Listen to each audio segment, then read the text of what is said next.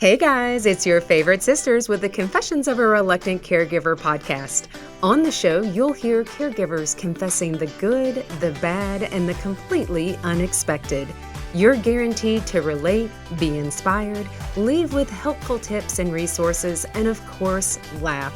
Now, let's jump right in to today's guest confession.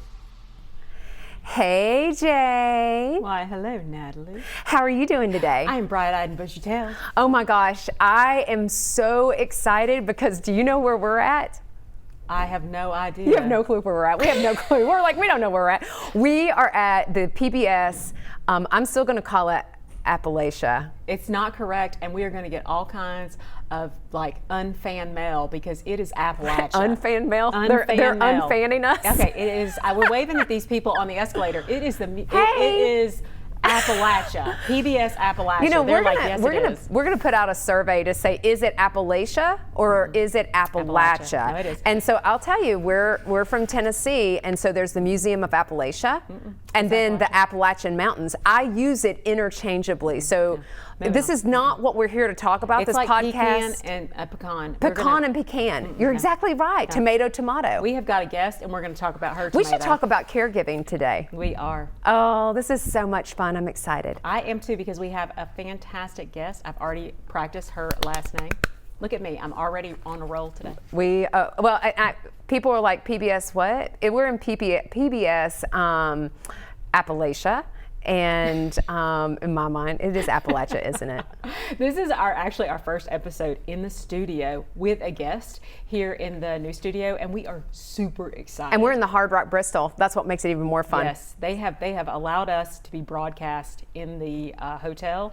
So Lord help us. Lord help us. Let's jump in. Okay. Hey, we have an amazing guest, Allison, and I'd love for you to tell everybody about her. I'm going to give you just a little teaser because Allison is amazing. Yes. I'm gonna read you her brief bio that I have prepared. Are you ready?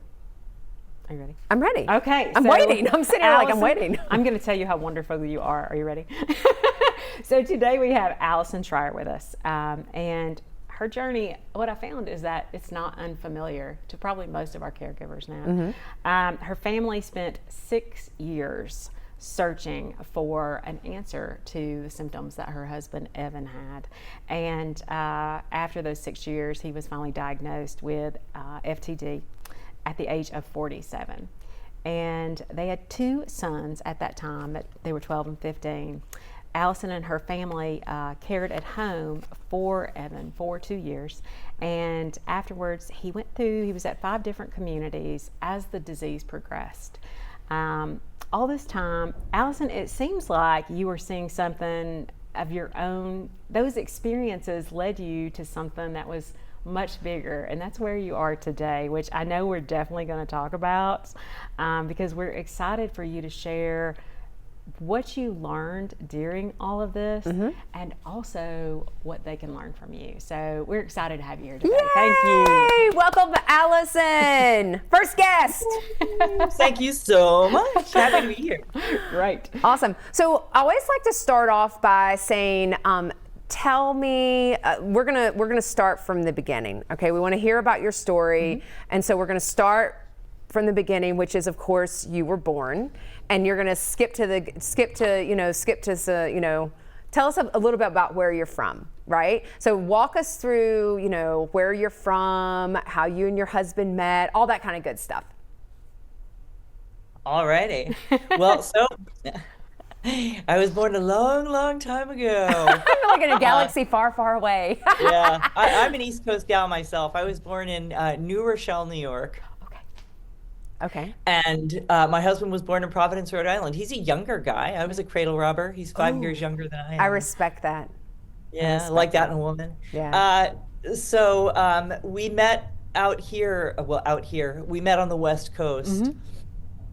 And gosh, we had one of those sort of fairy tale kind of romances. I mean, I was 35 when I got married, and I maintain that it took me that long to find a guy that I didn't want to change. I just wanted him to stay exactly. He was like the only guy I'd met who there was not one thing that I thought, gosh, if only this was different. I just adored him. And he was sweet and generous and kind and loving. And we were drawn together by love of the outdoors. That's why we both moved to the Seattle area. Yeah. Okay.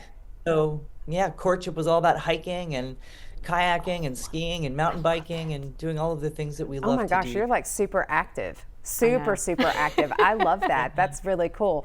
Okay, so you guys, you're 35. You guys get married and decide to have kids. And so it's kind of like, and then what happens? Tell us about life. Like, kind of walk us through life as it's happening. Yeah. You know what I mean? Yeah, sure. So life at that time was pretty, I thought it was perfect because we had, we lived in a beautiful house. We had two boys, two little guys, lived in a house that I just really adored. And the house came with a dog who was the same color as the carpets. And I thought, man, I just don't think it gets better than that. Oh my gosh, that's terribly convenient from a hair standpoint. Tell me, you've got two sons. What's the age difference? Two sons, so they're 2.5 years apart from each other. I love that. Yeah. I love that. And we're all 2 years apart. The sisters and I are all 2 years apart. Oh, that's so nice. My sister and I are 11 months apart. So okay, you're Irish. You're what is it? Irish twins? That is. We are Irish twins. Yeah, that's the all important question that we have to ask you, Allison. What is the birth order? Oh, so that's a good point. Where are you? I'm number 2. Oh, number 2. The baby. 2 of 4. So you're 2 of 4. So you're technically a middle child, which is clearly why you align with me. I am a middle child. Thank you very much. Yes. We're always been yellow mustard. We're just used to it. So you have the boys and life is going good. Now, tell me, what do you and your husband do professionally at the time? Like, kind of like give me a little, paint a picture so that people, because right now you're super outdoorsy. You've got 2 great boys. And what do you guys do professionally? Yeah, so my husband was a software engineer. He worked at Microsoft. He went there straight out of college. And I also worked in the tech industry. So we met and through friends who connected us through the software world. Yeah. Okay. And I left my job to be a full-time mom, which was something that I didn't think I had in me, but I did. I really liked it. Yeah. Oh, no kidding. I love that. And it's great that you were able to do that. You know what I mean? Like, not everybody's able to do that. And if that's something that you want and that's a priority, let me ask you this, because we didn't talk as much about like your childhood, which is totally fine. Had you had any bouts of care before ultimately your husband getting diagnosed and problems starting? Had you helped with caregiving for, did parents come into play at that point or anyone like that? Excuse me. I had no experience as a caregiver, if that's what you're asking. Yeah. When I was 16, my grandmother moved in with us, but she was pretty self-sufficient. Yeah. Okay. And so I, aside from being forced to babysit my younger sister from time to time. Oh, that counts. Yes, it does. You know how those younger sisters are. That's exactly right. Yeah. So I had no experience aside from then being a mom, right? And doing all of the things that came with being a mom. Now, I will say that my older son was diagnosed in first grade as having Asperger's. Okay.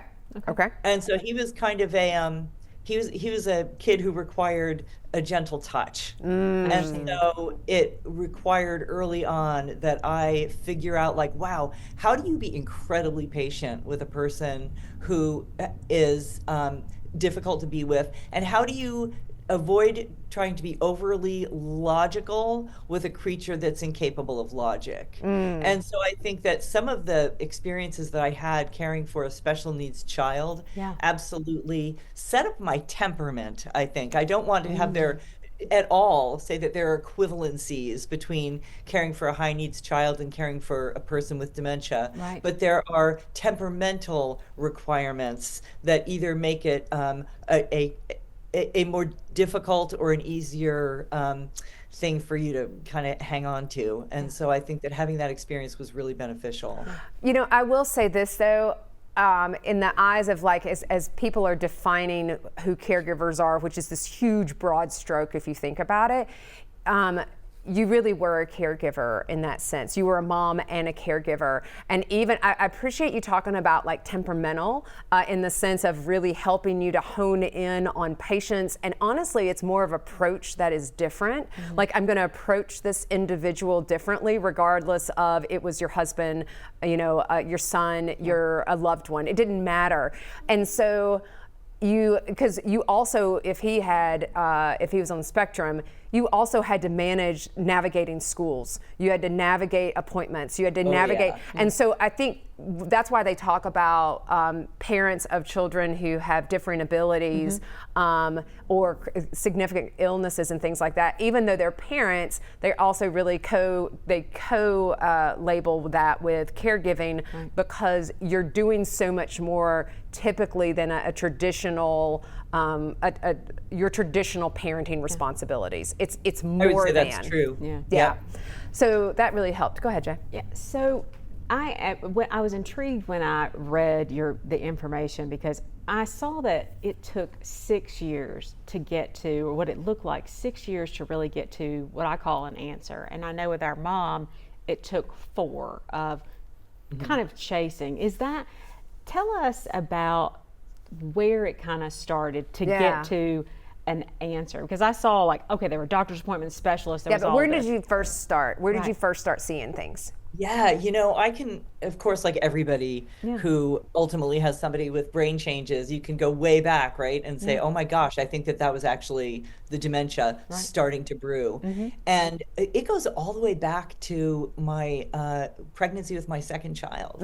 Okay. So with my first child, my husband was incredibly present. So he was the guy who came to every single one of my doctor's appointments. He watched what I ate. He prepared foods for me. He gave up drinking in solidarity, right? So he wanted to be completely, fully on board the whole time. Yeah. When I was pregnant with my second son, and I suggested that hey, guess what? We have our first doctor's appointment. He was like, we? And I said, yeah. And he said, I don't need to do that. I've already done that. Oh, okay. That's interesting. And then as far as the drinking thing goes, he was like, I don't see why we should both need to suffer. So already I thought, well, that's, what is that? Because he's usually, my sense of him has always been somebody who is just over the top, kind and generous and thoughtful. And he's starting to kind of pull back a little bit and starting to be sort of more interested in what he needs than what I need.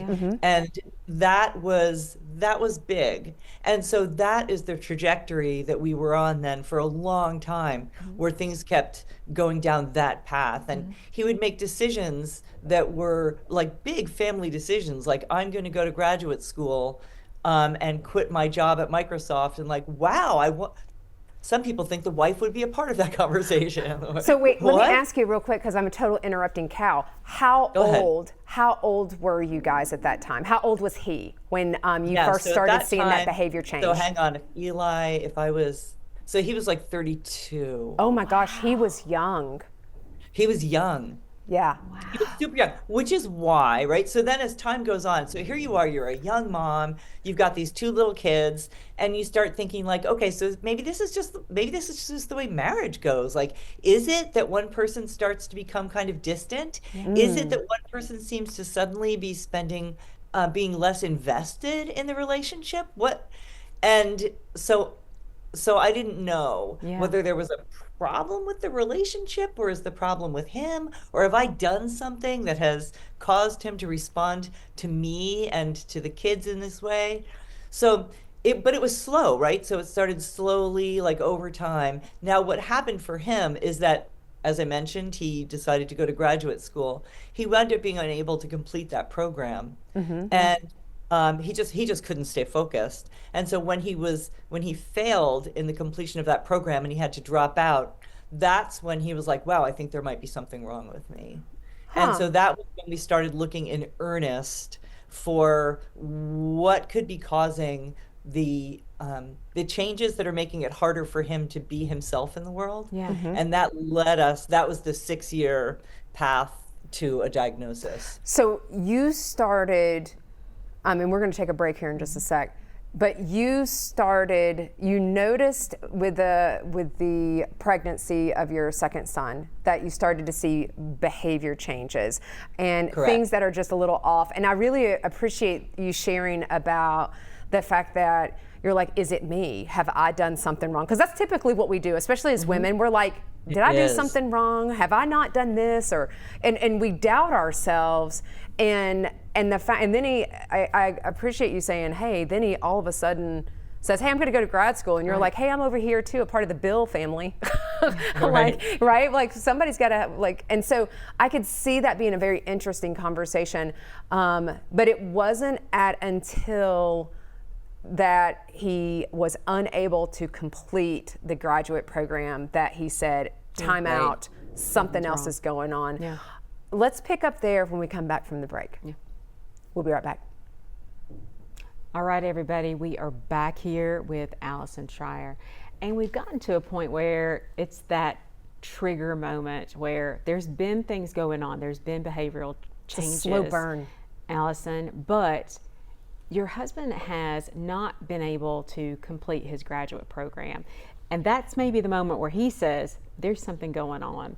Let's talk about just a little bit. So tell me what his thought process was. What were the changes that actually made him unable? Because he sounds like a smart guy, I mean, he's a software engineer. That's a whole lot smarter than me. Yeah. So he's outlasting out without playing on us. But tell me, because I want people, education is really an important thing for us. Give me a sense of those behavioral changes, some of those that really, for him, said, I need to go in. This isn't normal. We need to start pursuing some help. Sure. So he had an inability to complete anything.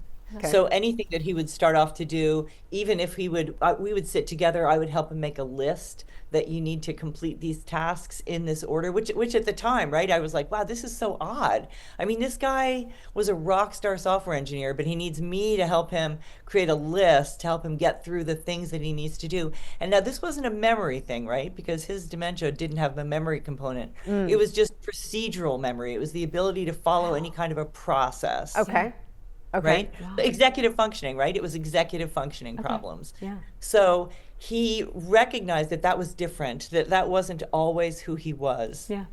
Yeah. And so that is what, and also, I think more than anything, he was really depressed. So he was pretty blue about the fact that he hadn't been able to complete this program. Yeah. And so when he went to see a psychiatrist, the psychiatrist diagnosed him with depression, but she also diagnosed him with something that she called adult onset ADHD. So she said, I think the thing is that your whole life you've probably had ADHD, but you were so high functioning that you've been able to mask it. And so now that you're getting a little bit older, you're having a harder time masking it. So what we're really seeing that's getting in the way of your getting your work done is that you have terrible ADHD. Wow. And depression. And so that made sense to me, as if there is a thing called adult onset ADHD, right? Yeah. I bought it, Yeah. and he bought it. But what didn't make any sense is that nothing helped. So he took medications, tried making lists, like nothing made it get any better. But because we already had a diagnosis, for years, we were just trying to figure out how do you manage that diagnosis more than trying to figure out what is the right diagnosis. Yeah.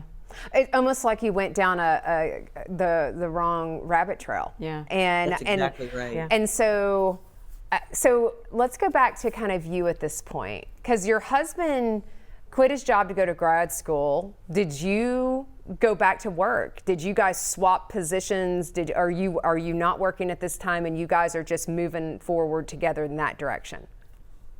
I was not working, and we were living off of savings, and he was convinced that once he got this ADHD under control, everything would be okay again. And so we both sort of rode with that like once the ADHD is under control, things are going to be okay. He did get a job. So he got another job as a software engineer. And he, it wasn't working. Yeah. So he would make mistakes that upon reflection were really like rank beginner mistakes, like things that he should have seen that he just didn't see. Gotcha. And so he would come home and he would just be so upset and agitated because this isn't like him. It's not like him to make these kinds of errors. And we're like, we need to try a different medication. Like you're on the wrong ADD medication. Yeah. And after a year at that job, they let him go. Yeah. Wow. And they said that you just never seemed like the guy that your resume said you were. Yeah. Oh, And that's gotta hurt. You never caught on fire. Yeah. So they let him go. And then we're both back at home. And I'm just sort of living in this place of wondering, like, is it ADHD? We started seeing a therapist who was for couples that one or the other, or both, have ADHD. And I would bring stories to our sessions like, okay, so this happened and this happened and this happened. And this just doesn't sound like ADD to me. Yeah. Yeah. And the guy was like, well, ADHD can manifest in many different ways. And on course. reflection, it was crazy stuff. Yeah. And yet we just kept riding with that. He did get one more job. A friend hired him at Microsoft. And I thought, okay, this is it. This is it. Now that he's with friends again, he's in an environment that he knows really well. He's really comfortable. Like this is when he's going to kind of kick into gear. But meanwhile, he was getting stranger and stranger at home, like Okay. doing things, saying things that didn't make a lot of sense. And within a couple of weeks, the guy who had hired him was a very good friend, and his wife called me and she was like, okay, so what's up with Evan? Like, he doesn't show up at meetings. He's playing foosball all the time. He doesn't seem to really be tracking what they're doing. And so I just thought, oh man, here we go again. Like, Yeah. it's just, this is just never going to stop. Yeah. How is your marriage at this point? Like, if Marriage he's was bad. yeah. Yeah, marriage was bad. And the reason it was bad is because I thought that he just wasn't trying hard enough. Like, I know people with ADHD, right? Yeah. They take their meds and they get on with it. Yeah. And they at least like try Yeah. to stick with the list that they've made for the day. Like we were at a point where he would have like 3 things he needs to get done today, and I would make sticky notes and I'd put them on the kitchen on the cabinet. Like, here are the 3 things Evan needs to do today. So bear in mind now, I've also got like at this point a 10-year-old and a 12-year-old, Yeah. and That's what I was getting ready to and I say. do the same thing for them, and it's like they get their sticky notes accomplished. I could imagine that What? being so frustrating, Allison. I Yeah. could imagine like was. I'm doing the same thing for my children that I am doing for my husband, who is Right. exceptionally talented, and what's going on? Yeah. Yeah.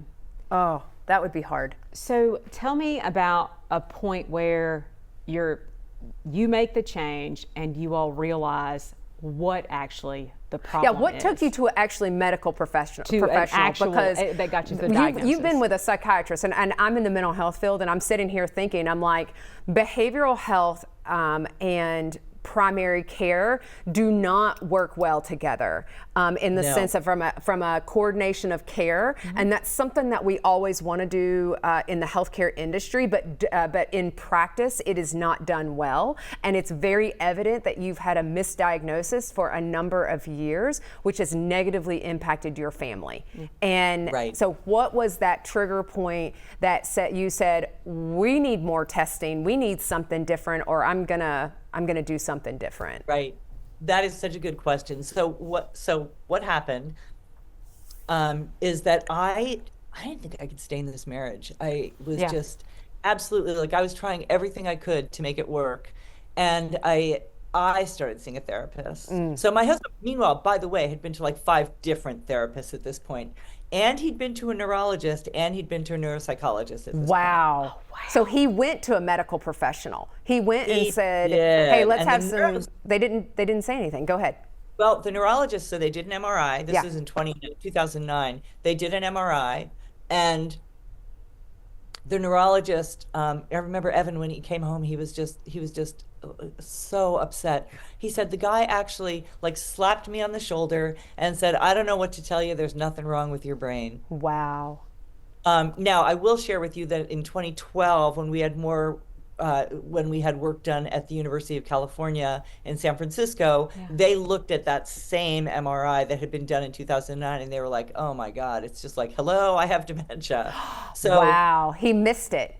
He just I think simply that what missed happened, it. yes, because I think we were seeing somebody who was not necessarily a dementia specialist because we didn't know we needed one. Yeah. And I think that a problem that we run into is that for that neurologist and others like him, they're looking for something that is there that shouldn't be, like, say, a tumor, rather than something there that isn't there that should be, like the right amount of brain shrinkage for a person that age. But anyway, so to back that up then, we had all of this data that was pointing to absolutely nothing. And so I thought, okay, I just don't know how do I keep doing this? How do I stay in this marriage? Because I don't want my marriage to end. So I started seeing a therapist.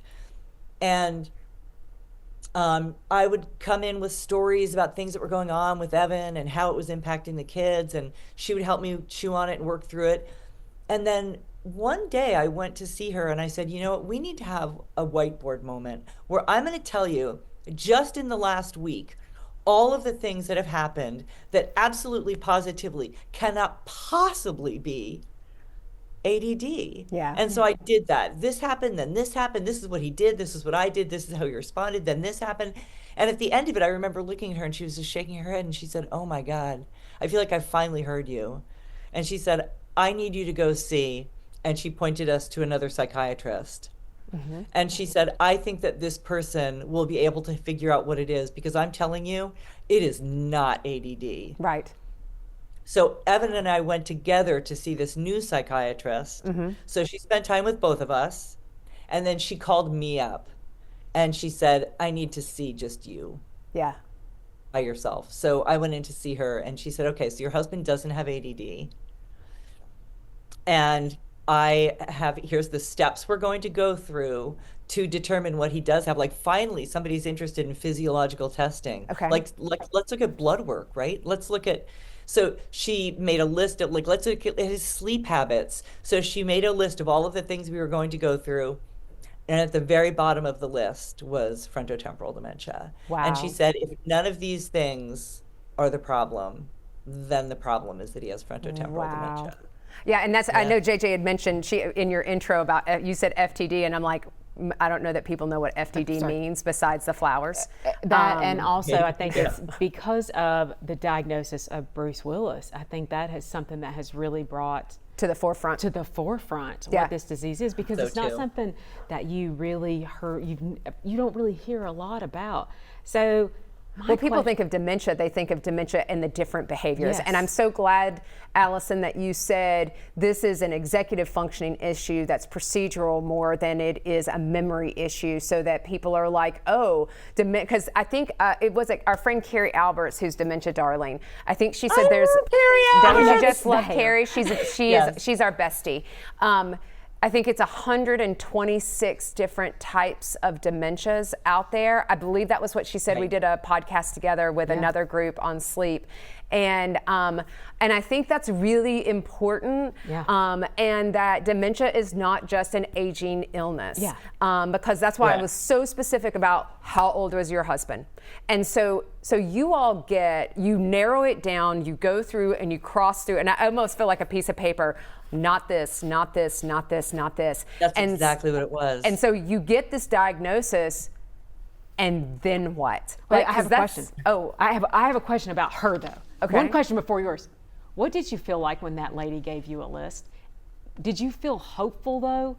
Because she said no. What was that feeling that minute when somebody actually maybe heard and said, no, it's not this disease that you've been thinking it was? What did you feel at that second, Allison? I felt relief because I thought, okay, finally, because so many, the things on the list, they were fixable, right? Yeah. Oh, okay, so if he has a vitamin B deficiency, well, gosh, we'll just give him vitamin B. Oh, so if it's a sleep issue, we can fix a sleep issue. So I was convinced that first of all, that we would never get to the bottom of the list. Right? Right? Same with cancer. Same. Yeah. So I knew that it was going to be like, yeah, number one or number two, easy peasy. And we'll be laughing over cocktails about how hilarious it was that he went for 6 years of just getting like weirder and weirder and weirder. And now he's back to his beautiful, sweet self. Oh my gosh. Yeah. That's where I thought we were headed. That's my marriage is fixed. My boys are going to be fine, and we're going to sit on rocking chairs in the porch. That's my career. That's your mindset. Okay. Yep. So now that JJ has gotten on fire for a second, so you get this diagnosis, and then what happens? Because I'm assuming there is both, and I don't want to put words in your mouth. I would think there is relief because we have an answer, and terror, fear, and what happens next, because you have a husband he's still in his 30s, correct? No, so by this time he's in his 40s. Okay, so he's in his 40s, but even still, that's like mom with early onset diagnosis at 40, or early onset at 48. Like, holy crap! Like you're going to be. This is not what we had planned. So what are you going through at that point? Right, you're absolutely right. Relief, and terror.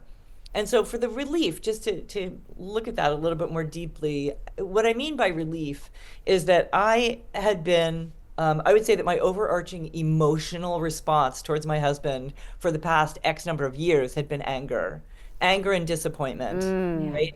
You could fix this, but you're choosing not to. And I hated, and I hate still, the fact that my children got to witness this relationship that was so broken in response to the disease. So the good part is that I would say that I felt like a vacuum had sort of like sucked out all the anger and replaced it with sadness. Oh, wow. You're exactly right.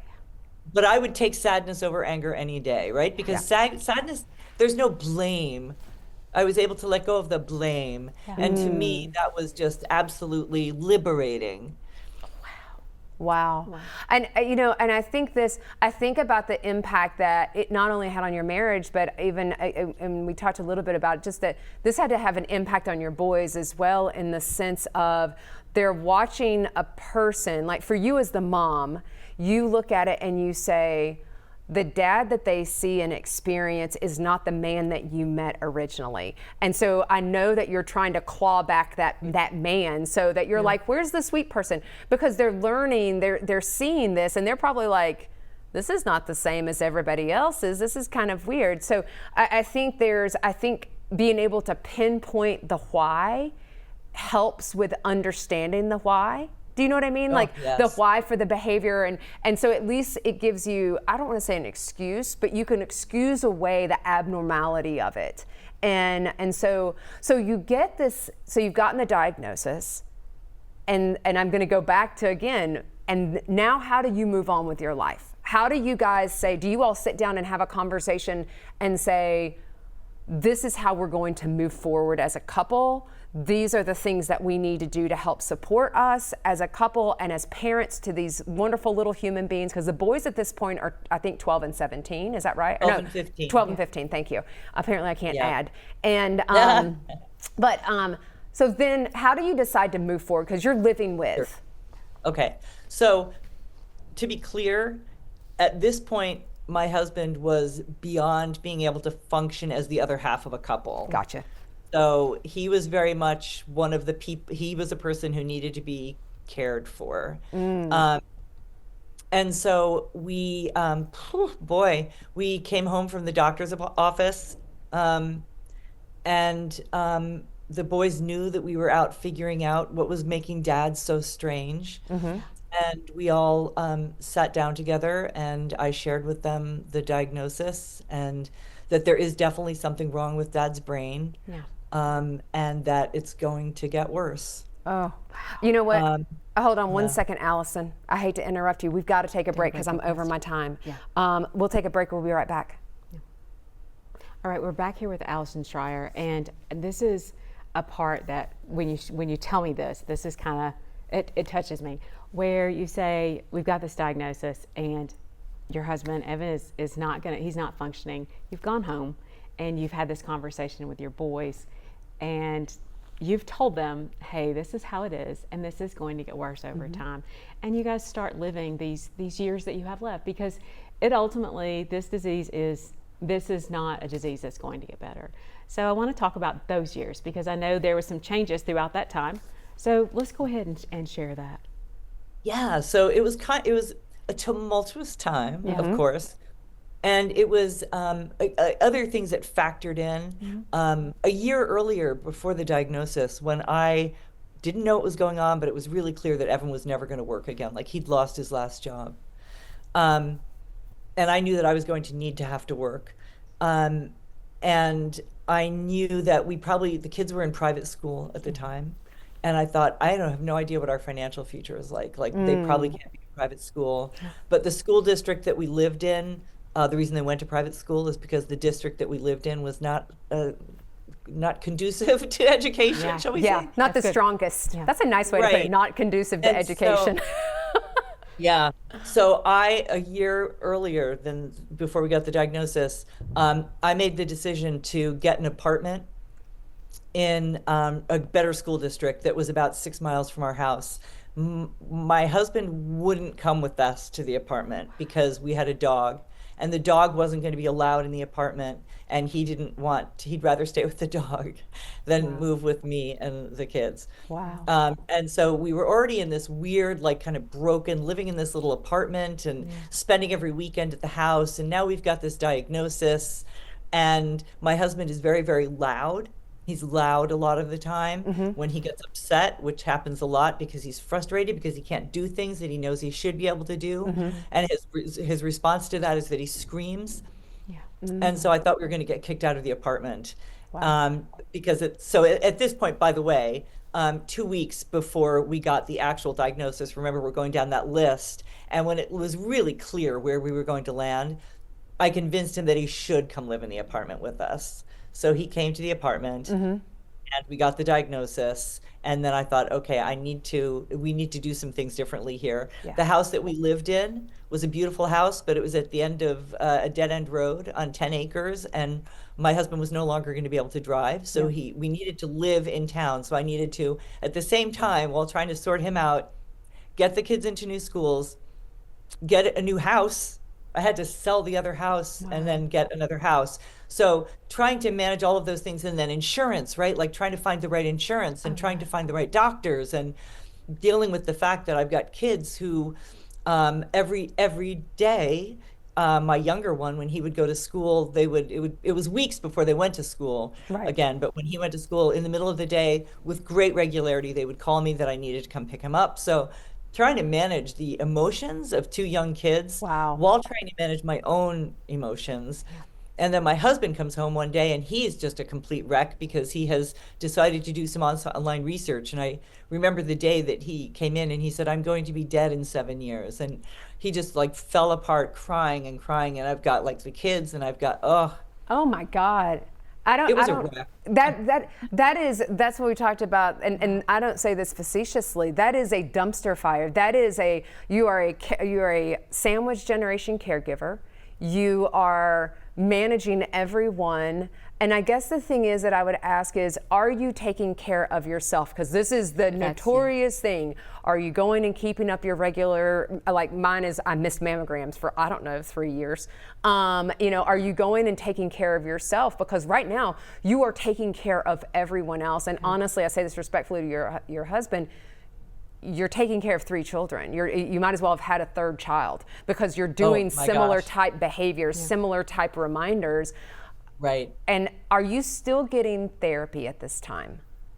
So yes, I was still seeing my therapist, and that was a lifeline. Yeah. That was really important. I also very early on found a support group, and wow, right? That's the first thing I always tell everybody who's newly diagnosed is, oh my God, find a support group. Find your tribe. And I did. I went through a couple, but one of the people, somebody who I know, who I'm close to in my life, heard that we had dementia, his wife had dementia. He was like, you need to come to my support group, swooped me in. So that was great. But as far as taking care of me, oh no. I'm one of those people who doesn't eat when I'm upset. So I just was like wasting away, just like getting just rail thin, Wow. unhealthy, walking all the time. Like the only thing that in the evenings I would just go like walk for miles and miles and miles because it was like I could cry. I'm out there by myself. I can like breathe in air and, just so that was my therapy. In addition to talking to my therapist and my support group, was walking all the time, but I wasn't eating. So yeah. Oh, wow. It was not the best time. So, first of all, I want to thank you for saying, yes, I was in therapy. Yes, I found a group, because there's so many people who don't take those steps. And if those are just the 2 steps that you can take, please, get the time for that. So thank you. The people saying, yes, it's absolutely okay. I know that you were able, you kept Evan at home for 2 years. At what point, what was your turning point of saying, I can't manage this anymore? And then let me know about, he went to multiple facilities. Let us kind of know about the transition from that, for that, Allison. Yeah, thank you for asking about that. It got to a point where Evan's behaviors were too challenging for the kids to be around. Got it. And so I talked about the screaming, and he would scream at them. He was saying and doing things that were very inappropriate. And it was really taking a toll on everybody. So the kids were both in therapy. I was in therapy. Evan was seeing his doctor, and all of the medical professionals were like, okay, this is, something's going to give here. Like, these people cannot all keep living in the same house. Wow. And so the kids' therapist said, look, either he has to leave or they do, but they can't live with him anymore. Wow. Did it impact, let me ask you this, and I know you got one child on the spectrum, did it impact them educationally? Was it impacting their studies, their things like that? Because that's what I think most parents worry about, is the impact of the person that you're caring for, the secondary kind of trauma that they're experiencing. And it doesn't mean you're a CPS complaint. It doesn't mean that they're calling Child Protective Services because you're not caring for your kids, because you're caring for everybody. But I think this is the ripple effect that any type of chronic complex illness can have, or when you're caring for another person, like the ripple effect, and almost like casualties. You are a casualty, Allison. I mean, because you think about all the way that it impacted you. So you guys make that decision to go ahead and transition, and so how was that experience for you guys? It was actually really positive. And I also just do want to acknowledge that, my kids, I can only imagine what their academic success would have been like if they had not had this in their lives, because it crushed them. It wasn't good. But anyway. You know what? I really played into Evan's narcissism at this point. He was so irritated by the kids all the time. We had an amazing neurologist. I sent her a letter and I said, so here's the deal. I have found a place for Evan to go. I described it to her and I said, we have to get him out of the house. I need you to tell him that moving out of the house would be the best thing for his brain. Because if he thinks it's better for him to no longer live with us, he will want to go live someplace else. So we went to see her, and she was like totally Academy Award material. She told him about how important his brain health was, and that there was this place that she knew of, and he could live there. He could have his own apartment. Allison can visit you all the time. The boys can visit you all the time, but they won't be getting into your stuff anymore. You're going to be so much happier. We got home from that appointment. He went upstairs and he packed a suitcase. Wow. And he said, I'm ready to go home. I hear, it's so important to know, when you say narcissism and how hard it was, the impact of him on the boys, but the things he was saying, it's so important for people to understand this is the disease. Because the man that you fell in love with, that you said, I married him because I didn't have to change him. This is so important to say, this is a terrible disease, and this was not him. And I want my kids to, I wish they could have seen who he really was. Oh my gosh, absolutely. Yeah. So I know it's, I can't, I feel like we need another whole, session. I feel like we talked about therapy a lot. But I think this comes down to, because it's time for sister questions. So, but I want to kind of tell me where you're at today. Tell me kind of pull us forward, fast forward, because he's moved there, but tell us where we are today, because you did something with this experience that I don't think anybody would have thought, well, that was a hard, right? Yeah. So, Right, I know. yeah. Crazy stuff. Yeah, so where I am today, well, I did have to go back to work eventually. Okay. Yeah. And I decided to just do a career pivot, and I got into dementia education. Okay. Yeah. So I got certified in Washington State to teach classes that are mandated for anybody who works in long-term care. I went through the whole TIPA Snow program, got all of those certifications. So I was in long-term care communities teaching the people who were the boots on the ground professional caregivers.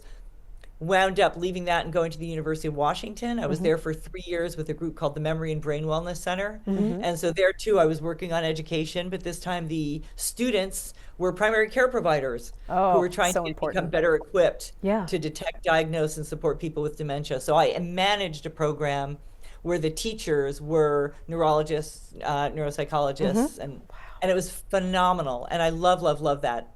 Meanwhile, in the background, I had this idea for a tool that I wished that I had had when Evan was living in long-term care and he'd gone nonverbal, and it was really hard to find anything to talk about. And so I used to bring magazines and books, and I'd flip through pictures and have conversations. And anyway, that led to me creating Zinnia TV, which is what I do now. So Zinnia TV is a tool.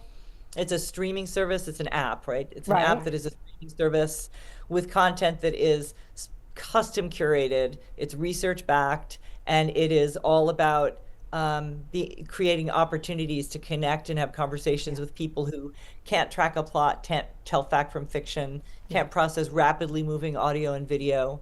It helps reduce agitation. We're doing follow-on research. We've done lots of research, but we're doing a follow-on study right now specifically looking at Zinnia as a tool to reduce the use of antipsychotics. Wow. And to reduce emergency room trips in long-term care.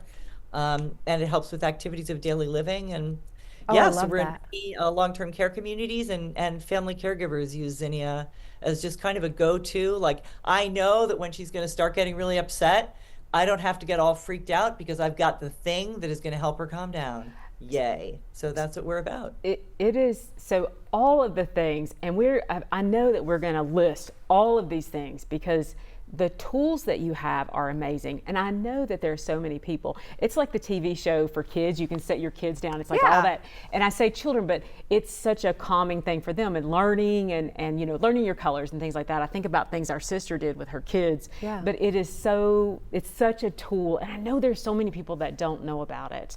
And I see what your experience has led you to.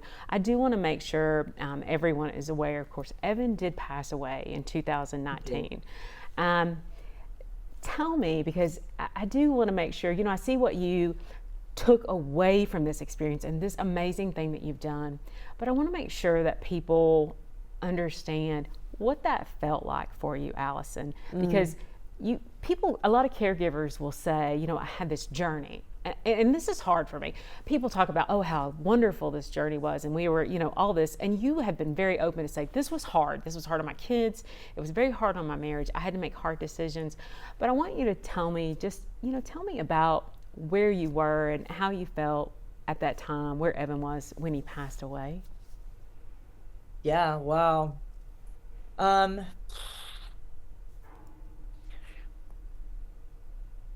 When Evan passed away, I was ready. I know that people like, it was coming, but I just wasn't ready for it. Yeah. I was ready. It broke my heart to see who he had become. Yeah. And to see he was so frail, he had got down to he was 6'1". Good weight for him, 190 pounds. He was probably down to like 120 pounds, maybe. Wow. I mean, he was just this frail person. He was in pain all the time. Yeah. He, his FTD he started getting ALS-like symptoms, which is not uncommon. Those go together. Yeah. And so he had like his fingers would rupture. We had surgery to release his fingers. I mean, it was just trying to make life bearable for him. Mm-hmm. And it got to a point where he could no longer swallow. He would choke on everything. And I think the hardest part was not having any training. Like a message to everybody is like, read a book or something. Learn about how you help someone die. I didn't. And I really didn't understand what it would be like. And, I gathered people in the room. We had like somebody on guitar, I guess we're supposed to be like kumbaya, I don't know. Or like, and so I think that we did a pretty good job. Yeah. But at the same time, even though I was ready for him to go, it was so hard to let him go. Wow. And it's so hard as a family caregiver too, when you're on hospice, the hospice people are like, and if he needs it, give him morphine. And you're like, I don't feel qualified to be doing this. Yeah. Just like give him morphine. Yeah. And so you're like, how much do I, anyway, so the end, there was like question marks and concerns, but our family rallied. My younger son had not seen his dad in 2 years. Because it was just too hard for him. And I remember I came home and I said, if you're going to go see your dad, you're going to need to do it. If you want to see him before he dies, you need to go now and see his dad. And he was like, Daddy's dying? And I was like, wow, where have you been? Yeah. Dad's dying. And he did. He rallied. He came. My other son flew in from college. My sisters came in from the East Coast. We were with him. He was in my arms. I don't think it could have been any better. And he was just an amazing trooper. He was a trooper at the end. I really saw him waiting. Like I would say, can you wait till Linda gets here? Just wait till Linda gets here. Linda got there. I'm like, just wait till Tess gets here. Just wait. And he hung on and I hear in your voice though, I've heard it throughout, you've taken all of this and you've found a peace, but you have found a way to, and I get all, I'm not getting my Kleenex. You empower so many people with this hard road that you have taken. And I'm just so impressed with everything that you've done, Allison. Thank you so much. I know impressed is, I'm just, it's I'm so grateful. Impressed is, I think the word, I think so it's grateful. grateful that you're open to sharing this, because this is the hardest part of your life, and you're watching the person that you care about the most change, and not change in a good way, but change and decline. And I agree with you. I'm so grateful for you to say, read a book about how to die. Like, you need to know. And our society is so against aging, and it's so against, we don't want to talk about death. And the reality is that death could be a different experience if you're informed. Be informed. And, I think, I think that's so important. And I am so thankful to you for creating Zinnia, because I think that it's going, dementia is so fast growing. There is a national strategy for it. And so in the US, for all of our other listeners, and if you don't have it in your country, come and take a look at the dementia strategy and how do you advocate for that in where you live. But I feel like Zinnia should be on all the cable shows. Like, hey Cox, pick up Zinnia. You've got the kiddie programming. Have some different programming, because I think about mom could probably appreciate even probably watching the content, because as we age though, we process differently. Our brain changes, and I think that's so important. So that it's important to have programming that supports brain health and at least maintains. And tries to help move that forward and maintain as long as possible. I know it's time for sister questions, because I'm going to take the time to do it. And we're a little over time, but that's okay, Andy. We love you.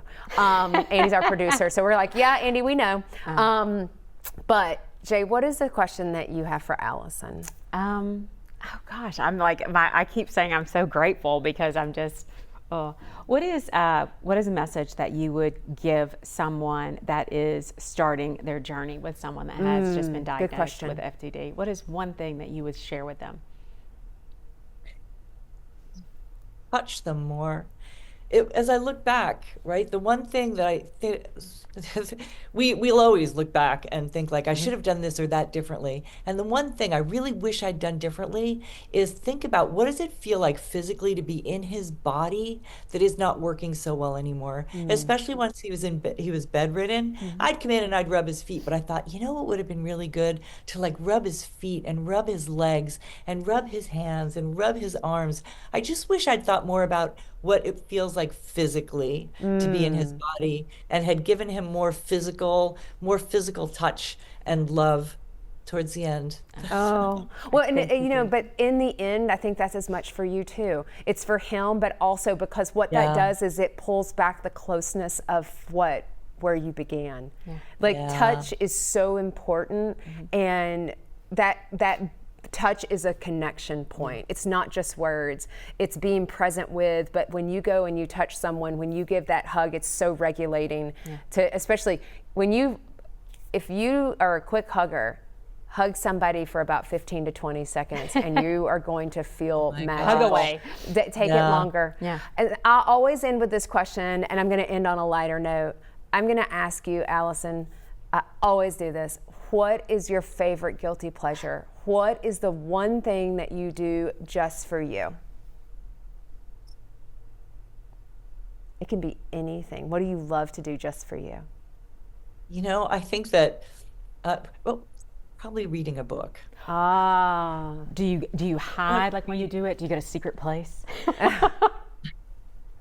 Make a cup of tea. I mean, like truly being able to just disappear someplace with a book and just let go of all of the things that I should be doing and allow myself to just be in this other world. Ooh. Oh, give yourself permission. Gosh, Allison, oh my gosh, I feel like we could do so much more. We are so going to make sure that we get you connected with Zinnia TV, because I think this is, and advocating to everybody, hey, this needs to be included in your programming. This people need to have access, and it's for all, and it's what I will say is for all. So please, guys, check this out. What's the website that they can find out? It's www.zinniatv.com. That's ZINNIA.TV.com. It's named after the zinnia flower, because I'm a mad gardener and zinnias grow even in really, really crappy conditions. I love it. Oh, I love it. I love that. Well, that's guys, our theme flower now. I know, right? Zinnia, I love that. Now, I didn't know that, but I love when we walked away with some education. I know it. Allison, thank you so much for being with us. And we are so privileged. And until we confess again, we will see you next time. Bye-bye. Beautiful. Thank you. Well, friends, that's a wrap on this week's confession. Thanks so much for listening in to the podcast. But before you go, please take a moment to leave us a review and tell your friends about the Confessions Show. Don't forget, visit our website to sign up for our newsletter, as well as connect with us on Facebook, Instagram, LinkedIn, Pinterest, and Twitter. You'll also find the video recording of all our episodes on the Confessions website and our YouTube channel. We'll see you next Tuesday when we come together to confess again. Till then, take care of you. Okay, let's talk disclaimers. We are not medical professionals and are not providing any medical advice. If you have medical questions, we recommend that you talk with a medical professional of your choice. As always, my sisters and I at Confessions of a Reluctant Caregiver have taken care in selecting the speakers, but the opinions of our speakers are theirs alone. The views and opinions stated in this show are solely those of the contributors and not necessarily those of our distributors or hosting company. This podcast is copyrighted and no part can be reproduced without the express written consent of the Sisterhood of Care, LLC. Thank you for listening to the Confessions of a Reluctant Caregiver podcast.